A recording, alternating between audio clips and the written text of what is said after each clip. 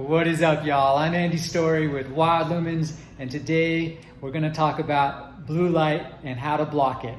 I had an amazing opportunity where I was able to sit down with my older brother, Luke Storey, of the Lifestylist podcast and the creator of Gilded by Luke Storey Eyewear, which just happens to be eyewear that blocks blue light. In this video, Luke is going to explain to us the basics of blue light and how it can potentially have negative effects on your health and sleep. The other cool thing is that he shows us his biohacking techniques to block it by using eyewear, and also how to biohack your cell phone and your house.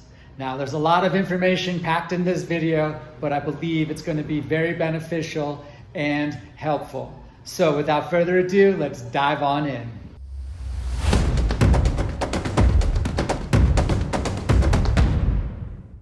Okay guys, we made it to my brother's house, and right now my brother Luke is going to take us through the walkthrough of everything there is to know about blue light and how he blue light proofs his house and his face.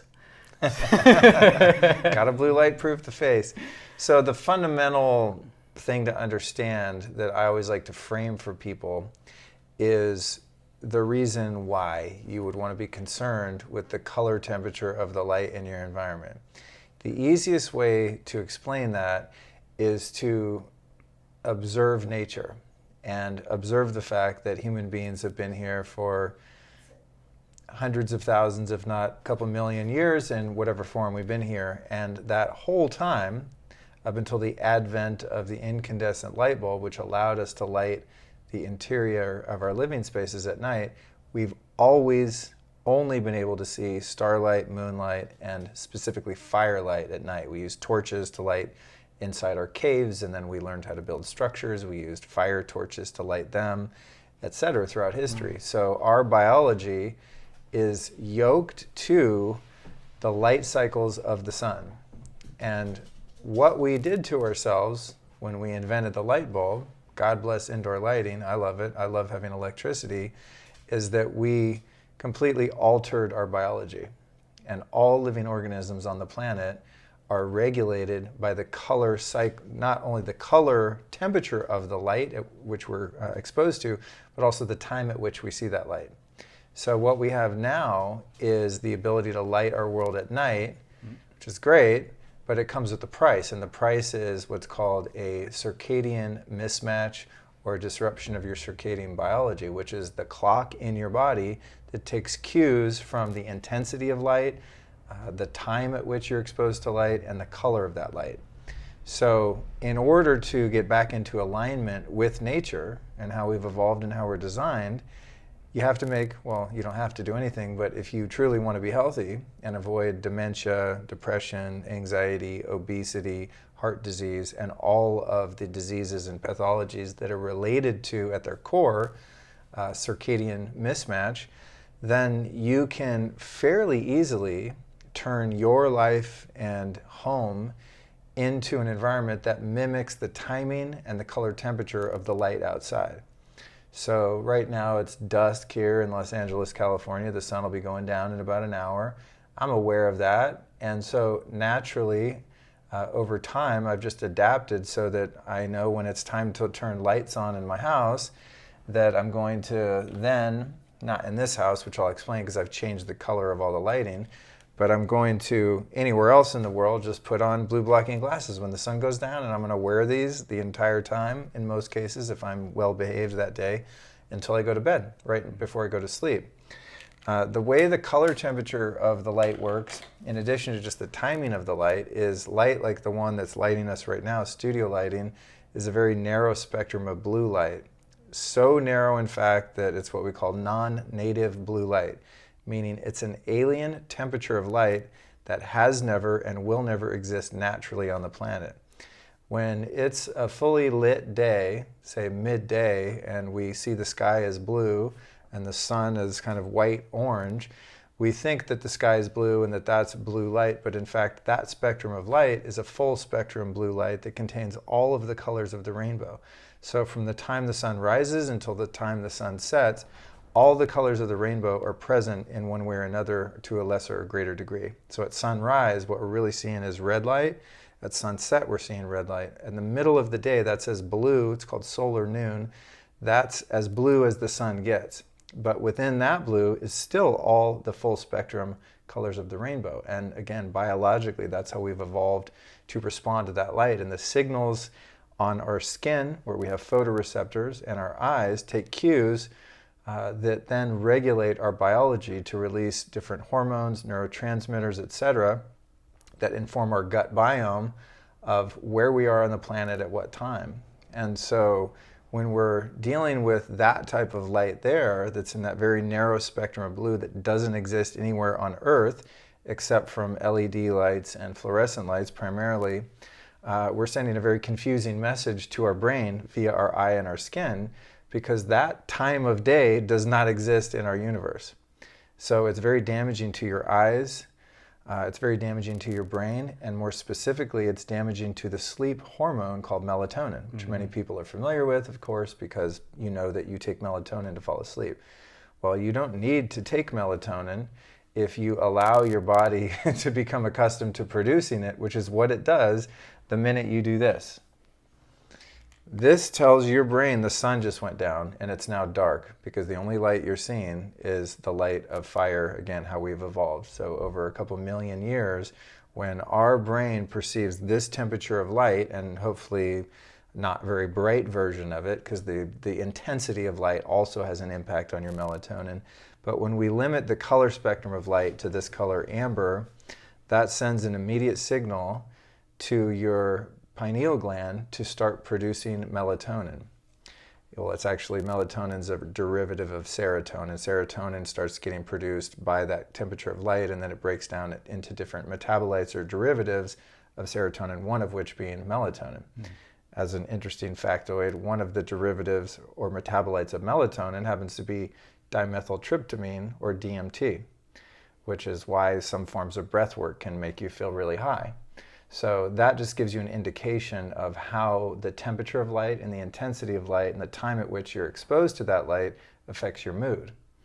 So if we want to produce melatonin in the quantity that is needed as really a master antioxidant is what melatonin is, and also sends the signal to the rest of your body that it's time to go to sleep, we've got to make sure that melatonin is being produced at the right time. The minute I take these off, I start to produce cortisol, and the melatonin goes down. So if you're someone who wants to keep a regular sleep schedule and prevent disease and have healthy mitochondria, metabolic energy, and it's midnight and you're looking at a light like that, within seconds of seeing that light, your melatonin production is shut down for up to 3 to 4 hours after that. So imagine I'm looking at a tablet, laptop, phone with that fake blue light, that non-native blue light, especially if it's bright in intensity. Now I won't produce melatonin, which drop me into those different sleep cycles that are necessary to get deep and restorative sleep for 3 or 4 hours after I've been exposed to that. So that's why when I say if I wear these are made by Raw Optics, R-A Optics, a really great company, really high quality glasses, super stylish, comfortable. They have a bunch of different styles. But let's say I've worn these like the minute it gets dark, and I'm going to go to bed at midnight, and an hour before midnight, I'm like, I don't feel like wearing these anymore. I'm going to watch TV, or I'm going to look at that light. Doesn't matter that I had them on all night. In other words, you got to start over. So it's a habit that one can start to build through the eyewear.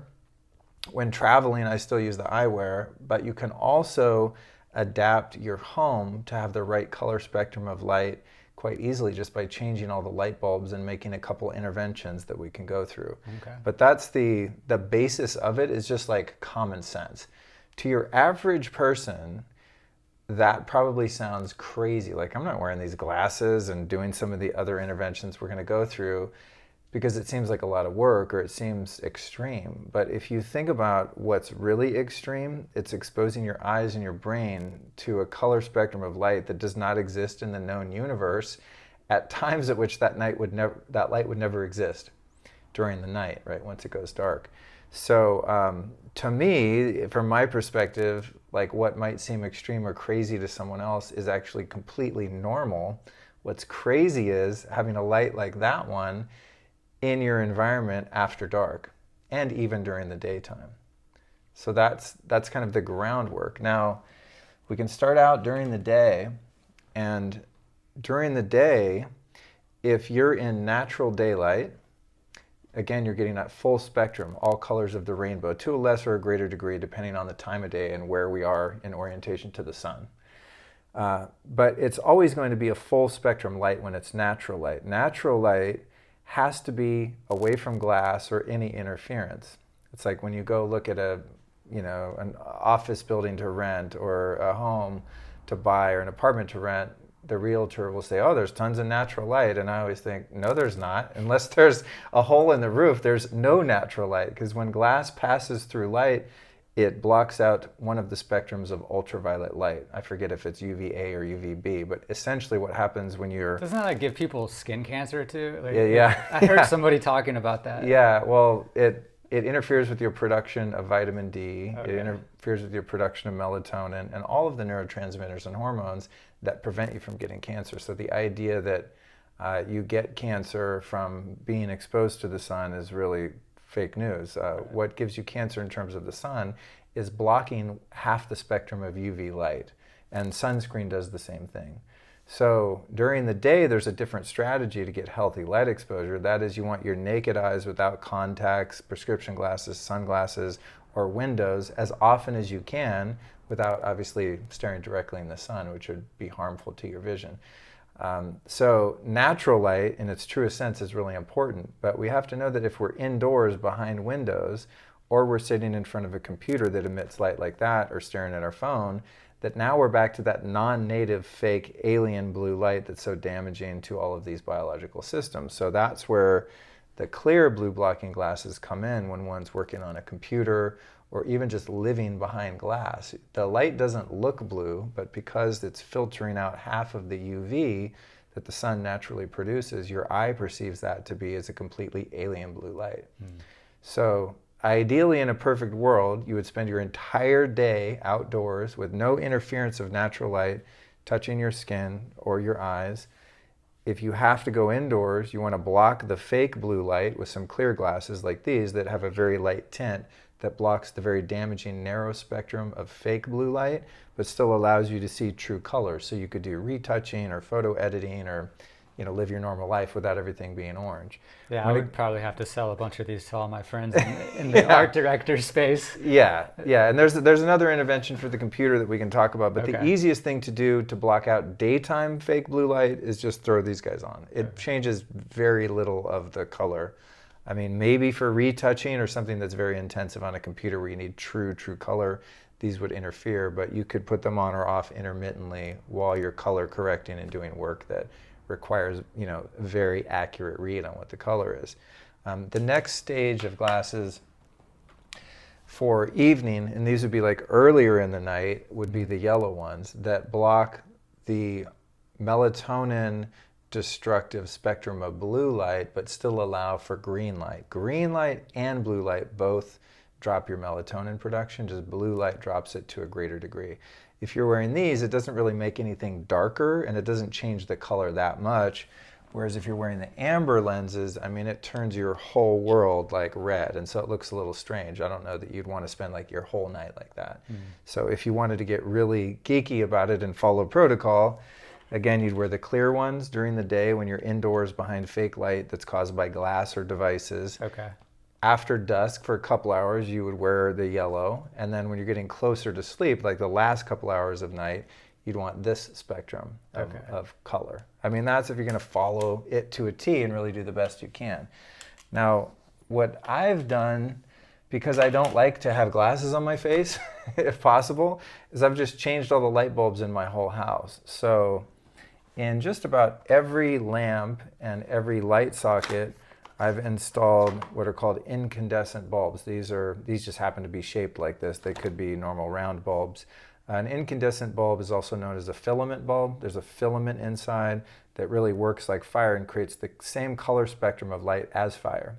These became outlawed during the Obama administration under the guise of climate change or environmentalism because they use more energy because it's a warm light. And that's why lights that are just the trash, McDonald's junk, GMO light, like LED light and fluorescent lights, use less energy because they're a very cool color spectrum. Yeah. Cool color spectrum uses less energy. It takes more energy to create warm light. So one of the benefits of President Trump being in office and wanting to open up regulations that allow the economy to flourish is that he signed an executive order allowing the manufacture and sale of incandescent bulbs again in the United States. So right now you can buy these bulbs all over Amazon and just about anywhere, whereas during the Obama administration you could get them, but they were only sold under the guise of being decorative lighting, like party lights and things like that. Right. So these lights are essentially look yellow or just kind of warm. It looks a bit more yellow right now because we have that blue light shining on us to light the shot. But in the evening, it creates a really nice warm amber ambiance that you just get so used to that when you turn on a light that's that color, it's shocking and just drives you nuts. And that's what happens when you start to get more biologically in alignment with nature, when you're doing something in your home or during your lifestyle that's so adamantly opposed to what is natural, you start to really feel it and you start to notice it. Right. So the incandescent bulbs in every room is how you fix that.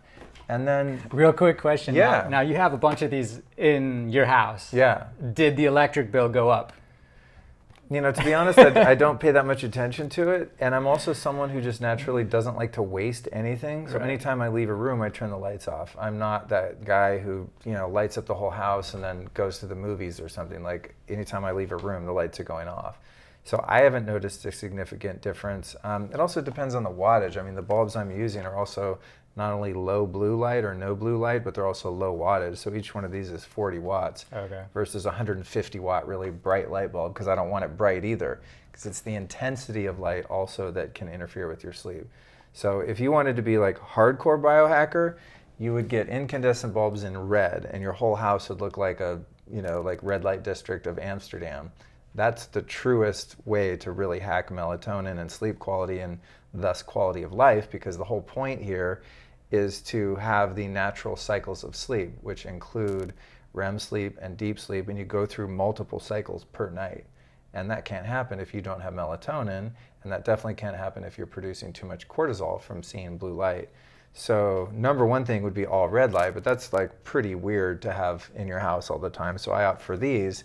However, there are some rooms in which I want to see bright light even at night and have the option because I need to see something, right? And that's where these are called Chromolux, and they're a full spectrum bulb. So again, this is also an incandescent bulb that produces blue light and green light, so it's not good at night, except when you really need to see or kind of an emergency. But what's great about these bulbs is because they're full spectrum, they produce all of the colors of the rainbow and mimic the sun, unlike the very narrow, non-native spectrum of blue light that we're trying to avoid. So do incandescent bulbs, full spectrum when you need bright light, because these don't get very bright. Like if you need to see something, you can't see much with these on. So I have a couple different light switches in the house where these lights are hooked up when I need to see, such as the vanity in my girlfriend's side of the bathroom.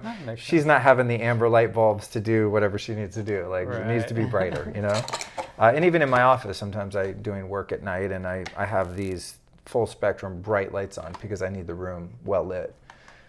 A couple other interventions that are really cool, aside from changing the bulbs in your house and wearing glasses, is this tape by a company called True Dark, and it comes in these little sheets of all different sizes. And what this allows you to do is to eliminate small bits of blue light that come off all of your devices and appliances. Once you start blocking blue light within your environment, what you'll find is these tiny little green lights and blue lights coming off all of your different appliances will drive you crazy because you get so used to this nice, warm, relaxing light at night. So you can take off one of these little True Dark dots, for example, and put that on something like, a charger or anything that's emitting any kind of light. We'll also look at the night lights in my house. They're all motion sensor, and they're all red. And then these stickers can also be used, the bigger stickers, on things like the back of your laptop, for example. As you start to block the blue light on your screen, which I'll show you how to do using an app called Iris, then you really notice, say you're in a dark room, I'll activate it right here and then we can show it, but let's just say I go into biohacker mode here. If I've got this light on at night, which is dark, it's like extreme dark mode. It's dark mode where all the blue light's cut off and everything's red. I mean, you wouldn't want to watch a movie like that, Right. but you can do emails and work like that, no problem. If that's all red, the light in your room is all amber, and then this light is uncovered, that's the brightest blue light you've ever seen. It looks like someone's shining a flashlight in your face because the contrast of that non-native blue light to amber, gold, red light is so high. Yeah. So you start to really fine-tune things once you get used to living like that. And so now that it's been so many years, I just live in an amber and red world. When the sun goes down inside my house too. But when I go to a hotel, Airbnb, get in an airplane, go to Target, go to a coffee shop, go to a friend's house, I'm like, it's so annoying because you're so used to it being dark in your house as well as outside. And that's when, you know, glasses like these come in handy. Rock So those. yeah, I go anywhere and it's like, oh, it feels like home and I know I'm going to sleep. So this is the app I was referring to earlier called Iris. There's another one called Flux that some people recommend and use. However, Iris is far superior due to the fact that it has a much higher capacity to limit blue light and create a red or amber screen. It also reduces the amount of flicker. When I was talking about flicker before coming from most LED lighting, televisions, monitors, screens also produce a fair amount of flicker. Now with each generation of computer and television, they're working to minimize the flicker because the manufacturers are aware of this phenomenon, but it still exists, and the Iris app helps to mitigate some degree of that flicker. So this is what my screen looks like with no iris. That's the amount of blue light coming off it, right? And if you wanted to make the situation worse at night, you would illuminate your keyboard, which also produces a tremendous amount of blue light. We can go into the custom settings and I can actually change the degree of blue light that's present on my screen during the day. So if I was in an office environment doing emails and doing work that didn't require me to see true colors or anything like that, I could keep that on a very low setting. As you can see, it's quite amber. If I was doing daytime work that I needed to see truer colors and I found it to be annoying or distracting to have it so amber, I can adjust that level. But even at the highest level of blue light, it's way less than if that blue light is the native light that comes with the computer. So you can see the vast difference between those two options there. Going back into the settings, I can change the blue light during the day and then also the night light. And this is set to the actual time, so it knows based on the clock on your computer when day or night is. But I can set the day or night timer, the degree of light, brightness, and also the temperature right here. Now the thing to remember is if you want to adjust, if you're using Iris and you want to adjust the brightness of your screen, don't use the bright button on your computer because that creates more flicker. So if I wanted to make my screen right now, because it was late at night, darker, and I'm using the native darkness button on the computer, it's going to create more flicker. So I keep that maxed out and I go into the Iris settings and I lower it in the settings. So that's how to work Iris manually. Now, if I want to use the presets in Iris, I can just choose the ones that are already there. So health is the one that I would just use all the time. If it was getting late at night, I would go into sleep mode. And so you can see here how much different that is. It's quite amber. If you wanted to really go gangster and use it for late night, you could go into biohacker mode, which is completely dark mode and red. That's the most extreme version.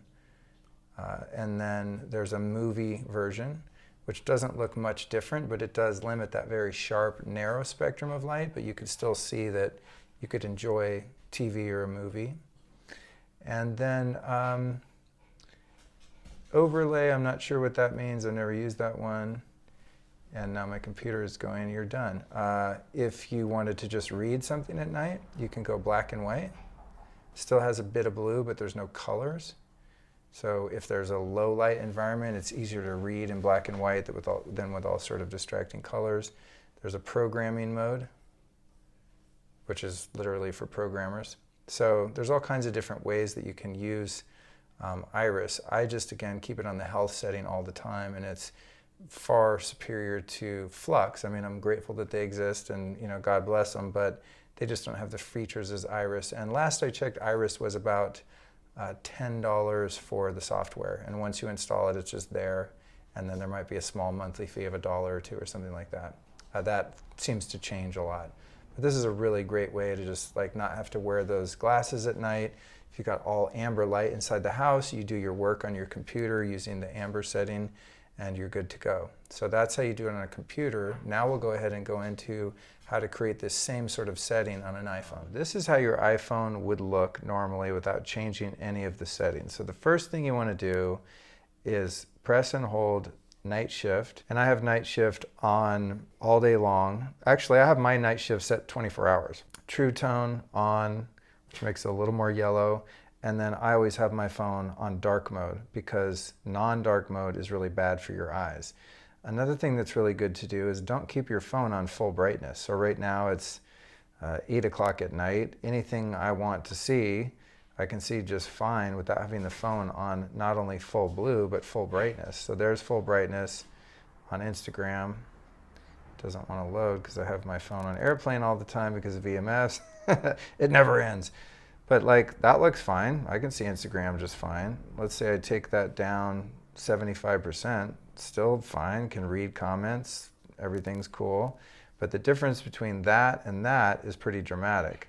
Again, we're going to go into settings. We're going to change night shift so that it's just on 24/7, and true tone as well. And then having the phone in dark mode, again, is the best choice for your eyes. So my phone's always in dark mode, always in night shift, unless it's the middle of the day or I need to, say, post something on Instagram and I want true color, right? I'm posting something about my podcast.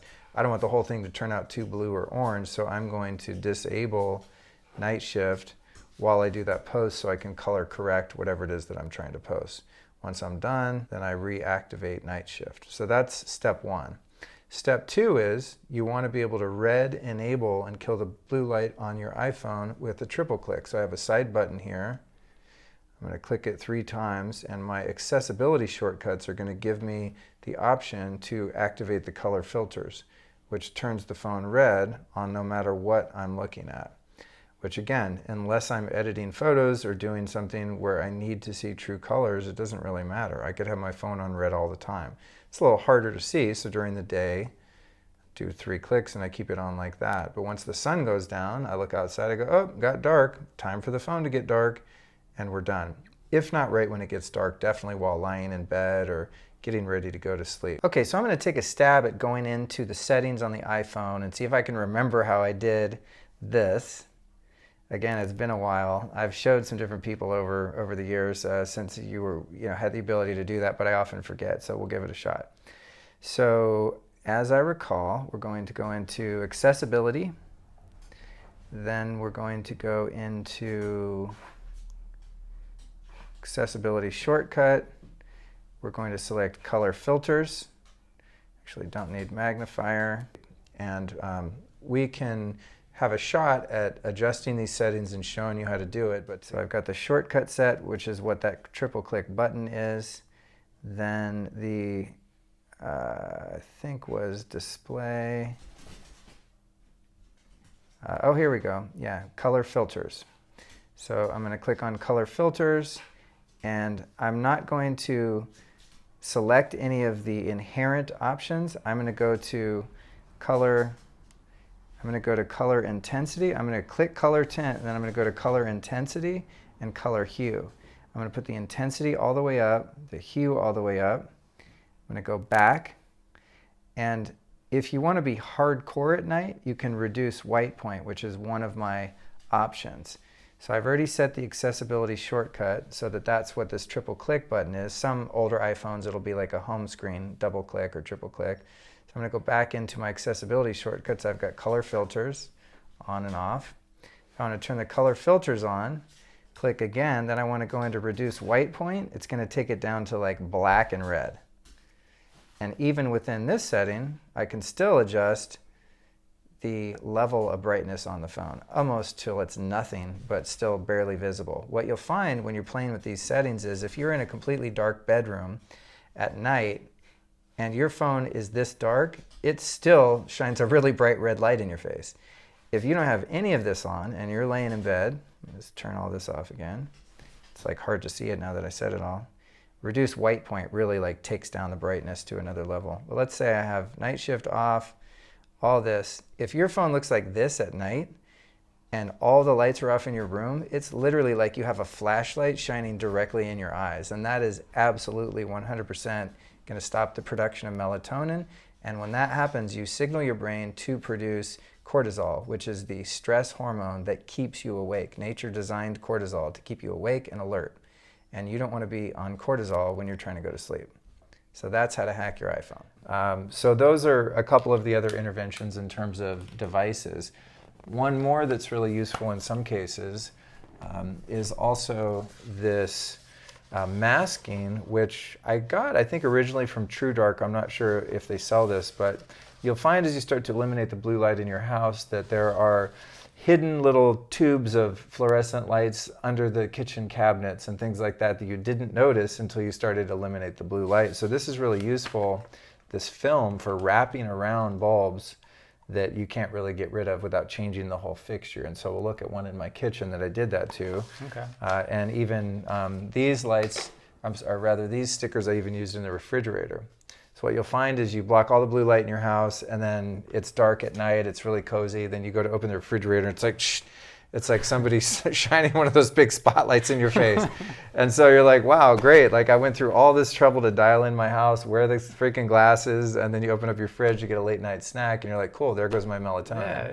So over time, again, this seems like kind of a pain in the ass because there's so many touch points, but once you get it dialed, then you just set it and forget it, and then at least in your own house, it's just completely cool, and you know what light switches to hit. Like if you need brighter light, you have that available too. So that's kind of the fundamentals of it, and then we can go and look at some of the specific places around the house that I had to intervene and hack. Yeah, let's take a look. All right, cool. All right, we're going to look at a couple of the interventions that I applied in the living room. The first one being the incandescent bulb in this lamp next to the couch that I pointed to before. You can go overhead here and see the temperature of light that's created when it's not getting the interference from the blue light we had on before. It's actually quite bright, and it's a really nice amber colored bulb. And again, those are called incandescent bulbs. The search on Amazon, he might put a link, but if you look for antique style incandescent bulbs, you'll find them. Do they have these at Home Depot by any chance, or is it really? They do periodically. I found them to be much cheaper and more abundant in the different styles on Amazon, but I have also found them at Home Depot. Here's the thing though, you got to make sure they aren't LED. Mm-hmm. So another thing I didn't mention is that you can get these type of bulbs that are LED. They look like this when they're lit, but the issue with all LED lights, well, not all, but 90% of them and fluorescent bulbs, is that they flicker. And you can tell if your bulbs flicker by taking your phone and filming the light bulb in slow motion. If you film it in slow motion and it's one consistent light source and it doesn't fluctuate or blink at all, then you know you've got a non-flicker light. If you get the wrong kind of antique bulbs at a place like Home Depot and they say LED anywhere on them, you failed because they're going to flicker. When light flickers and you film it, as an example, as I said, with a slow motion camera, what that does is it causes your pupil to dilate and contract rapidly to match the light, because your light is your eyes are as fast as the speed of light at perceiving if a light is on or off. So imagine if I take this light switch and I go on, off, on, off, on, off.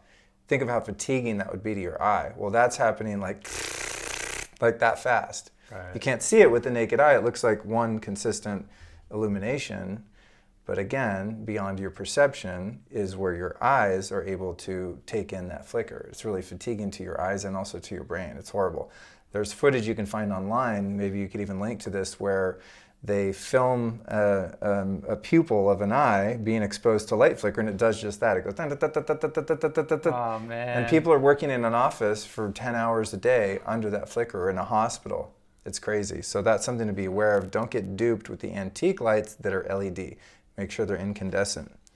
Okay, so on to here, this is just an example of one of the sources of blue light in this Sonos speaker, and I've covered it up with one of the true dark dots. And everywhere in the house where there's anything that emits even the slightest amount of blue light is covered up by one of those dots. Not because that blue light source is necessarily going to crush my melatonin in my sleep, although it could impact it to some degree, you know, if I looked right at it.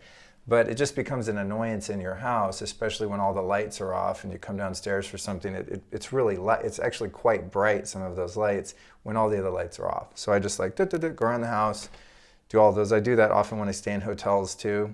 I also actually travel with these incandescent bulbs. I'll bring 3 or 4 of them on a trip, and I just get in the hotel room and at least do maybe the nightstand lamps with these style. These also produce much less EMF. That's another issue, especially with the little curly Q CFL bulbs. If you have an EMF meter, those bulbs put off a tremendous amount of dirty electricity, and oftentimes they're right next to the bed, and that field of EMF is draining your brain all night long as you sleep there. So that's why I at least normally travel with 2 of these bulbs, just to make sure the whole bed area is kosher. Moving on to the next, this is an example of what ended up being an unintentional night light, and I keep this at the bottom of the stairs here.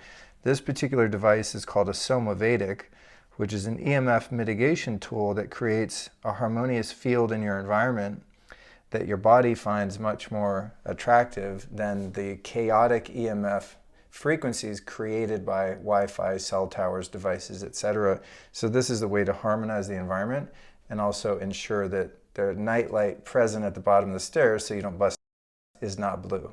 Yeah. So that's this portion of the tour.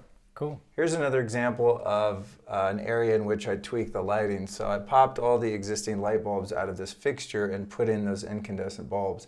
So you can see when you have a few of them in a fixture, it creates quite a bright light. In contrast, off, on, oh, looks like one of them burned out. That is one thing you gotta be mindful of, is that incandescent bulbs do burn out faster than LEDs because they're using more energy, but whatever, they're still cheap and work just fine. But if you need an area well lit, my suggestion is just get a fixture or a number of lamps and use more incandescent bulbs at once rather than using really crappy blue light bulbs. Now we're in the kitchen, and the overhead bulbs here in the kitchen, there's 2 of them, they're both incandescent bulbs, which could be a little problematic, to be honest, because sometimes in the kitchen at night you do want bright light. So that I haven't quite figured out. This is a leased home, so I don't really want to change the fixtures just so I can have more bulbs and make it brighter. One thing I did notice though when I moved in is there's one of these permanently affixed mini fluorescent bulbs up on the grill cover, and so I went ahead and used that true dark film and just wrapped the bulb, just took it out, wrapped it, put some Scotch tape around it, and now when I need a little more light around the stove, I can light that up without producing a bunch of blue light.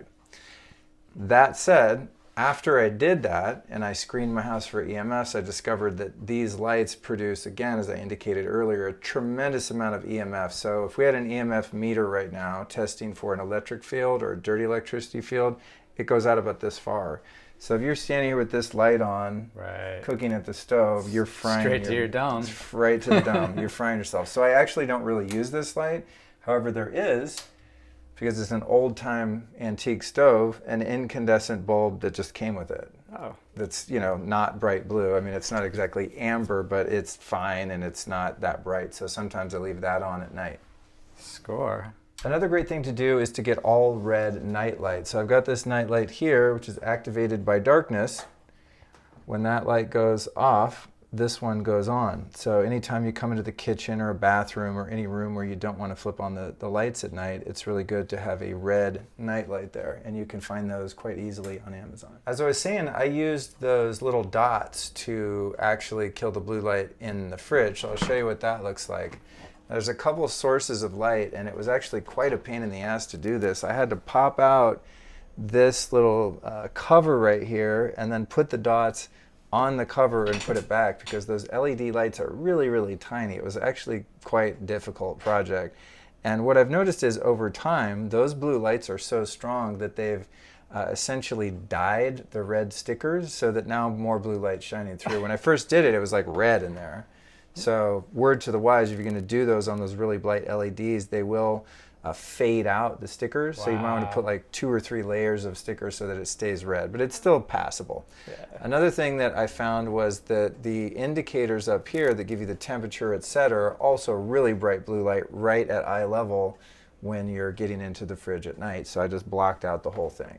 The other place where I used the True Dark stickers was on the dishwasher. Once I'd blocked all the blue light in the house, I noticed that each and every one of these, as I run the dishwasher at night, emit a tremendous amount of blue light. And it sounds silly, but once the whole room is dark or amber lit, you really start to notice the brightness and the cool color temperature of all of those little indicator lights on the devices. Mm-hmm. And that took me all of 5 minutes and probably $2 worth of stickers. So it's like one of those things. Once you do it, you just set it and forget it, and you never have to think about it again. But when you don't, it starts to really bother you and then ultimately interfere with your sleep cycles. Now, are you seeing a disruption in your sleep the next day, for instance, if you get triggered by some of this nasty blue light? I mean, I'm taking it to the next level. Yeah. I can't, say scientifically or anecdotally that like, well, before I covered the blue lights on my dishwasher, my sleep sucked. Once I fixed it, it's difficult to discern that level of minutia. Mm-hmm. But just based on the science and different people that I've interviewed on my podcast, some of them, really having a lot of data and experience with light, the best case scenario is to eliminate all blue light at night. Is like looking at that while you take the dishes out going to like ruin your sleep for the next 4 hours? I don't know, but it's not going to help you any. Right. So, why not do it? 5 minutes, $3, bank, done. Never have to think about it again. And have you heard of other people, let's say, that are just stuck in a cubicle all day looking at the computer screen, and then they practice the glasses and then this? I mean, is there a lot of, within this community, are you seeing a lot of positive results? Yeah, I mean, almost anyone that suffers from insomnia that gets serious about just applying the tactics we're covering here gets an immediate improvement in sleep. And once you get an improvement in sleep, you get an improvement in your entire life. Right. People always come to me as someone who's into nootropics and smart drugs and all the supplements and different dietary choices and lifestyle choices and biohacks, and they want to know like what the bright and shiny thing is, what's the one gadget that's going to change your life or improve your quality of life. And they're always disappointed when I say, first you nail sleep. That's the number one thing. If you're not sleeping right, I don't care what you eat, what supplements you take, vitamins, minerals, nootropics, none of that's going to do shit until you sort out your light and then your sleep. For people that really want to work on their sleep, my number one recommendation, again, using light, but using the light in nature, is to spend 2 weeks where you observe the sunrise every day and the sunset every evening. Difficult to do based on your geographic location and sleeping habits. Mm-hmm. This is the thing I go in and out of all year based on like my ability to go to bed early enough. Right now the sun rises at 6 a.m. in LA, so I have to get in my car and drive like 4 minutes up the hill to see the sunrise. So I haven't been doing it for about a month, but every night I'm like, gosh, I should wake up at 6, I should do it, because I feel so good. Well, it gets kind of deep, but I'll just say this. Most people have heard of dopamine, right? It's the neurotransmitter that makes you feel positive and happy. Well, dopamine is signaled by production by seeing red light in the morning. When you see the sunrise in the morning, that's also the signal not only to produce dopamine throughout the day to keep you uplifted, but that's also the signal of when your body's going to produce melatonin when it gets dark. The body knows where it is on the planet in relation to the sun. So if you see the sun rise in that red light at 6 a.m. and your body knows that, then it's going to tell your brain and to start producing melatonin when it's time to go to sleep, which would be shortly after dark in the real world. But because we're cheating that, we're getting extra hours out of our day using artificial light at night, we can cheat that even better by still staying up a little later than sunset, because there's things to do and we want to hang out, by just eliminating the blue light. So you start with red light at the beginning of the day and you end with red light at the end of the day. And that's how you can maximize, the natural world and also utilize the technology that makes life more convenient. Wow. So there you have it. Blue light blocking, getting good sleep, that's what we do.